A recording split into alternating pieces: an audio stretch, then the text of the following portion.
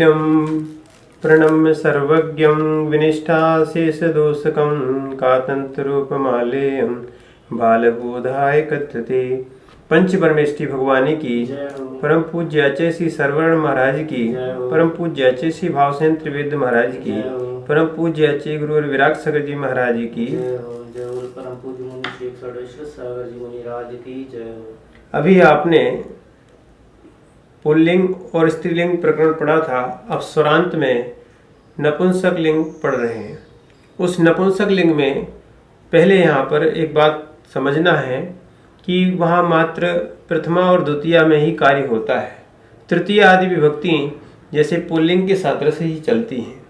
तो यहाँ पर कुल शब्द सबसे पहले अपन बनाते हैं। कुल शब्द से प्रथमा द्वितीय विभक्ति के एक वचन में क्रमशः सी और अम विभक्ति के आने पर सी और अम का लोप होता है और दूसरी मुंह का आगम होता है। इसके लिए अपन सूत्र पढ़ते हैं। अकाराद संबंधौ मुंश्च, अकाराद संबद्धौ मुश्च, अकारात संबद्धौ मुश्च, अकाराद संबद्धौ मुश्च, अकारात संबद्धौ मुश्च, अकाराद संबद्धौ मुश्च। यहाँ बोल रहे हैं अकारांत नपुंसक लिंग से परे सी और अम का लोप तथा असंबुद्धि में मुंह का आगम होता है। अर्थात नपुंसक लिंग के संबुद्धि में मुंह का आगम नहीं होता। संबुद्धि यानी संबोधन, परंतु सी का लोप हो जाता है, हो जाएगा और मुंह के आगम में उकार का लोप हो जाता है, मकार शेष रहता है। यहाँ पर नोट दिया है कि नपुंसकात श्यमो लोपो न चा तदुक्तम, ये 245 नंबर का सूत्र अपन आगे पढ़ेंगे। इसकी अनुवृत्ति आ रही है। तो यहाँ पर कुल शब्द का प्रथमा और द्वितीय का अपन एक वचन में चलते हैं। अकारात संबद्धो मुश्च, यहाँ ये बोल रहे थे कुल के सी और अम की जगह मुंह का आगमन होता है। तो यहाँ पर अकारात संबद्धो मुश्च, तो यहाँ पर अपन ने मुंह सूत्र लगाया 236 नंबर का और यहाँ मुंह का आगमन किया। मुंह के आगमन के बाद ऊ का अनुबंध लोप हो गया, तो अकेला क्या बचा? व्यंजन माँ। अब इसको अपन ने 25 नंबर सूत्र से अपन ने जोड़ दिया तो बन गया कुलम कुलम। प्रथमा में बनेगा कुलम कुलम। ये अब यहाँ पर एक जिज्ञासा आ रही है कि संबुद्धि से भिन्न हो ऐसा क्यों कहा? अगर संबुद्धि से भिन्न नहीं कहते तो संबुद्धि में भी मुंह का आगमन होकर हे कुलम जो रूप बन जाता, वो अनिष्ट रूप था, इसलिए वहां पर प्रयोग नहीं किया। अब आगे प्रथमा और द्वितीया का द्विवचन में चलते हैं। उसके लिए एक सूत्र आ रहा है औरिम औरिम औरिम। औरिम। यहाँ बोल रहे हैं नपुंसक लिंग से परे औ के स्थान पर ई आदेश होता है, दीर्घ ई होगा। यहाँ नपुंसकात सेमो लोपे न च तदुक्तम 245 नंबर के सूत्र जो आगे आने वाला है उसकी अनुवृत्ति आ रही है। और अकारात संबद्धो मुश्च, उसकी भी सूत्र की अनुवृत्ति यहाँ पर आ रही है। तो यहाँ पर अपन लेते हैं कुल धन औ। यहाँ पर कुल में से ला के आ को अपन ने बाहर निकाला और औ की जगह इकार आदेश हुआ। 23 नंबर सूत्र से अपन ने इसके आ को बाहर निकाला था अनतिक्रम्यन विश्लेषित, और औ की जगह ई आदेश हो रहा औरिम। 237 नंबर सूत्र से ई आदेश हुआ। और अब आ और ई होने पर संधि हो गई है अवर्ण ई वर्ण ए। 27 नंबर सूत्र होने से यहाँ पर ए आदेश हुआ। और अब अपन 25 नंबर सूत्र से मिला देंगे तो बनेगा कुले। अब यहाँ पर एक सूत्र आ रहा है, क्योंकि अपन प्रथमा द्वितीया का बहुवचन में चलेंगे तो जस ससौ नपुंसके, जस ससौ नपुंसके। यहाँ बताते हैं नपुंसक लिंग में जस और सस की घुट संज्ञा होती है। जस और सस की क्या होगी? घुट संज्ञा होती है। पहले अपन ने घुट संज्ञा जो की थी, पहले 5 ही करते थे, सी औ जस अम औ। अब यहाँ पर जो है मैंने स्त्रीलिंग और पुल्लिंग में की थी। अब नपुंसक लिंग में एक दूसरा भिन्न रूप आ रहा है कि यहाँ पर घुट संज्ञा मात्र दो की होगी, किसकी? जस और सस की होती है।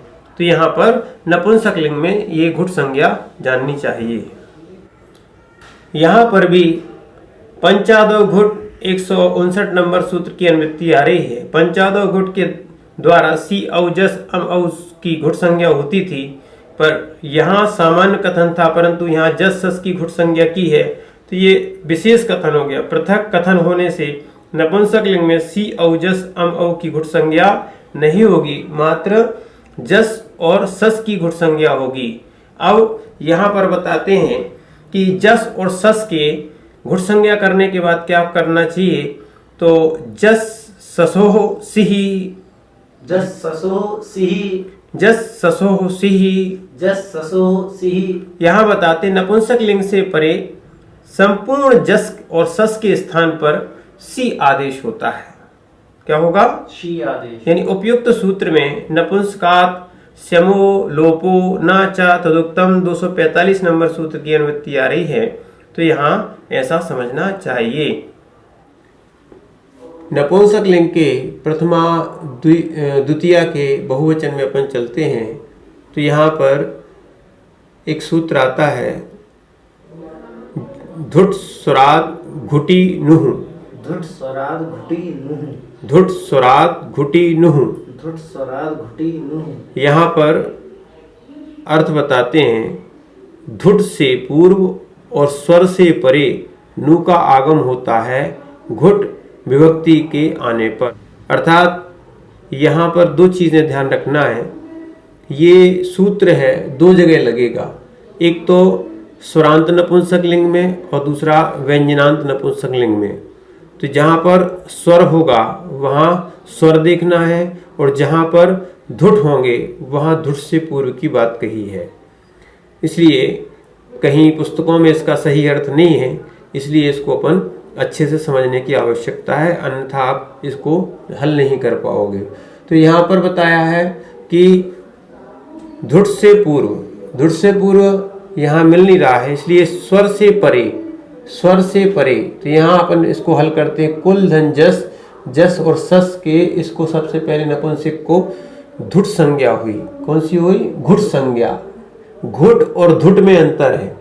यहाँ जो नपुंसक लिंग है वहां पर पंचादो घुट ये नहीं लगेगा, वहां जस और सस की घुट संज्ञा होती है। तो जस और सस की जस ससो, जस ससौ, ससो ससौ नपुंसकी से इसकी घुट संज्ञा की, और कुलानी के बाद जस और सस के स्थान पर सी आदेश हो गया, जस ससो सी। क्योंकि यहाँ पर एक बात ध्यान रखना, घुट जो होते हैं वो दो हैं, और धुट जो होते हैं वो अंतस्थ और अनुनासिक को छोड़ देते हैं। व्यंजन में से अंतस्थ और अनुनासिक को छोड़ देते हैं, वो व्यंजन क्या कहलाते हैं? धुट कहलाते हैं। ये घुट अलग है और धुट अलग है। तो इसलिए अपन अब धुट की बात करते हैं, तो धुट यहाँ पर मिल नहीं रहा है, तो अब यहाँ पर स्वर था कुल धन आ, फिर इसलिए 23 नंबर सूत्र से इसके आ बाहर निकाला।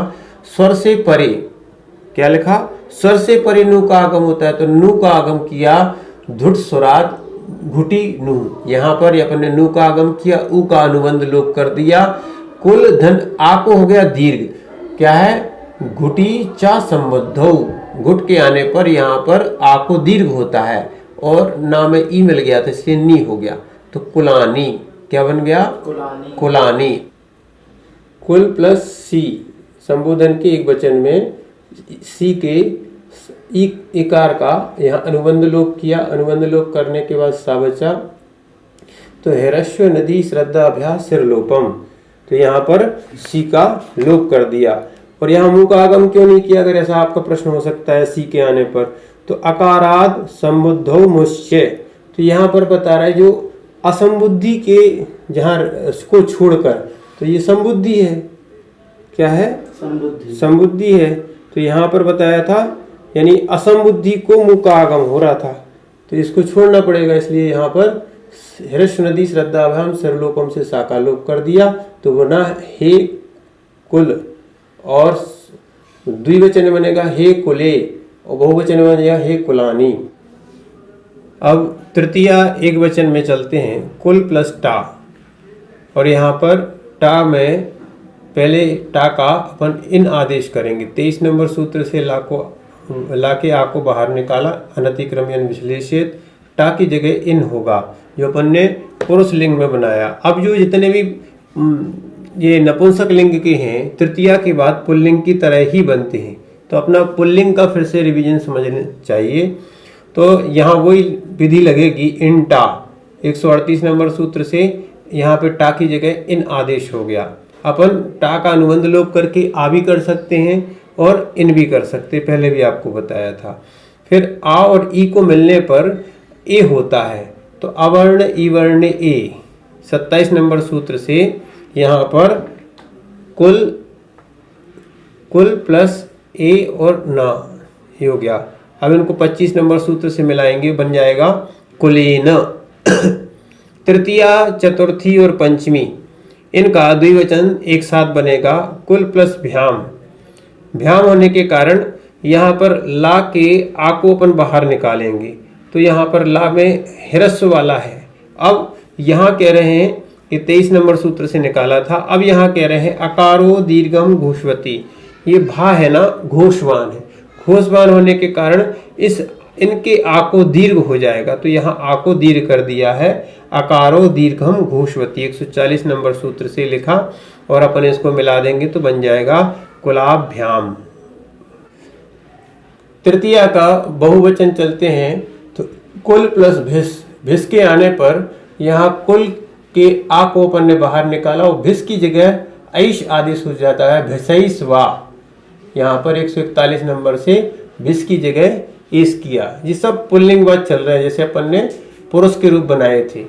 अब यहाँ आ है और यहाँ पर आई है, तो एक सूत्र आता है, चाहे ए हो चाहे आई, पर में आता है तो आई एकारे आई कारे च, यानी इस आकार को आई हो जाता है और पर का लोप हो जाता है, तो यहाँ पर का लोप कर दिया, एकारे आई कारे च 37 नंबर सूत्र से। और 130 नंबर सूत्र से सा को अपन विसर्ग करेंगे, रेप सो विसर्जनीय, और यहाँ 25 नंबर सूत्र से मिलाया तो बनाया कुलही।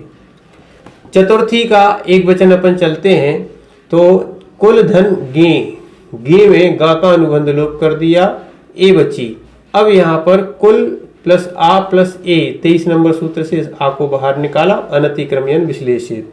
अब यहाँ पर ये आ और ए था, पर यहाँ पर एक आदेश हो रहा है गे को, नहीं तो अपन आवर्ण ई वर्ण ए करते या और दूसरा काम करते, तो यहाँ पर अपन ने या आई करते इसको, तो यहाँ पर गे के सूत्र आ रहा है गे रे या 142 नंबर सूत्र से, इसको या आदेश हो जाता है।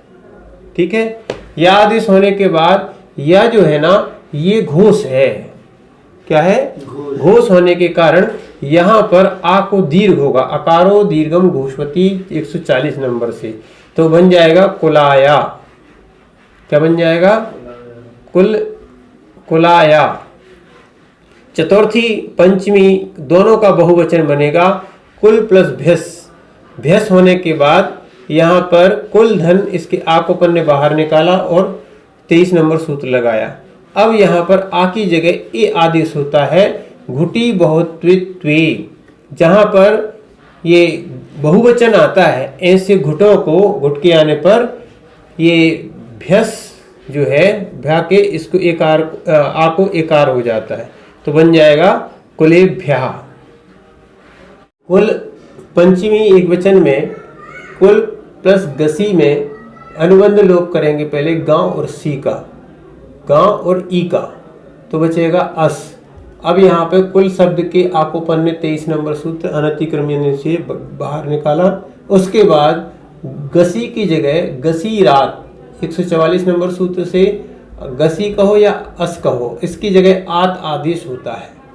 यहाँ पर अपन ने सीधा आत आदेश कर दिया, और अब यहाँ पर आत होने के कारण अब यहाँ भी आ है और यहाँ भी आ है, दोनों जगह समाना सवर्णे, समान है, सवर्ण है, दीर्घी भवति दीर्घ हो गया, और परस्य लोपम यानी पर का लोप कर देंगे, समाना सवर्णे दीर्घी भवति पर का लोप कर दिया।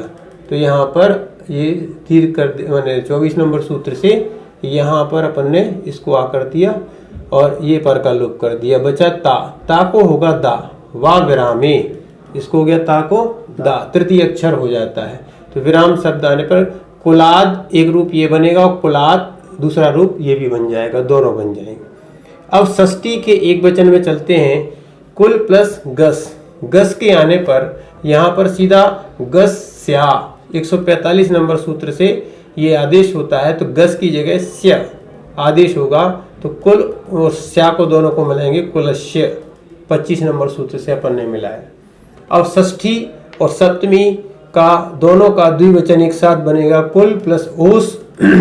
यहाँ पर कुल के आ को बाहर निकाला 23 नंबर सूत्र से और ओसी चा से इस आ को क्या कर दिया, ए कर दिया, यहाँ ओस ये है। अब ए और आ दोनों की संधि जब होगी तो ए ऐ क्या होगा, ए की जगह ऐ आदेश होगा और ओस पहले लिखा ही था। अब अपन इसको मिलाएंगे, सा का हो गया विसर्ग 130 नंबर से और 25 नंबर से मिलाएंगे तो बन गया कुल यो। षष्ठी बहुवचन चलते हैं। कुल प्लस आम, कुल प्लस आम में आ को बाहर निकाला 23 नंबर सूत्र से और नु का आगम किया आम आने के कारण आमी चानु 147 नंबर सूत्र से नु के उ का यहाँ पर अनुबंध लोप कर दिया। अब यहाँ पर नाम आने के कारण इस आ को दीर्घ होता है, दीर्घ मामी सनव, यहाँ पर 149 नंबर सूत्र से आ को दीर्घ हो गया, बना कुला नाम। सप्तमी एक वचन में कुल प्लस गी में गा का लोप कर देंगे, अनुबंध लोप, और कुल प्लस यहाँ पे आ निकाला 23 नंबर सूत्र से और इसका ई बचा। अब आ और ई दोनों को मिलके अवर्ण ई वर्ण ए 27 नंबर सूत्र लगेगा, इसकी दोनों की जगह होगा ए, तो कुल प्लस ए, इसको 25 नंबर सूत्र से मिलाएंगे तो कुल ए। अब सप्तमी बहुवचन में चलते हैं। कुल प्लस सुप, सुप के आने पर पा का अनुबंध लोप होता है। अब कुल के आकार को एकार आदेश होता है, घुटी बहुत्वे, जहाँ बहुवचन होता है ऐसे घुट शब्दों में आ का ए हो जाता है, तो ए किया और उसके बाद सा। अब ये ए होने के कारण यानी नामी होने के कारण सा को शकार आदेश होता है, नामी कर परा प्रत्यय विकारागमस्था सी सम नु विसर्जयंत रोपी। इससे क्या हो गया, 150 नंबर सूत्र से इस सा को शकार आदेश हो गया, इनको मिलाया बना कुलेशु। इस प्रकार कुल शब्द के आपने रूप पढ़े। अब उसके रूपमाला देखते हैं। प्रथमा विभक्ति में कुलम, कुले, कुलानी। संबोधन में हे कुल, हे कुले, हे कुलानी। द्वितीय संबोधन में कुलम, कुले, कुलानी। तृतीया में कुलीन, कुलाभ्याम, कुलहि। चतुर्थी में कुलाय, कुलाभ्याम, कुलेभ्या। पंचमी में कुलात और कुलात, कुलाभ्याम, कुलेभ्या। षष्ठी में कुलस्य, कुलयोः, कुलानाम। सप्तमी में कुले, कुलयोः, कुलेषु। इस प्रकार कुल शब्द के रूप हुए। और जो पढ़ा था पुल्लिंग जो पढ़ा था वैसे ही नपुंसकलिंग पूरा चलेगा, मात्र एक वचन और द्विवचन में चेंज होगा। बाकी सब तृतीया से लेके सप्तमी तक जो है वो सब पुरुषवत ही चलेंगे। इसलिए जो आपने पहले पढ़ा था वो आज काम आया। इसलिए कंटिन्यू अपन पढ़ते चलें और इसको अच्छा पक्का करता चलें तो संस्कृत आपको बहुत सरल लगेगी।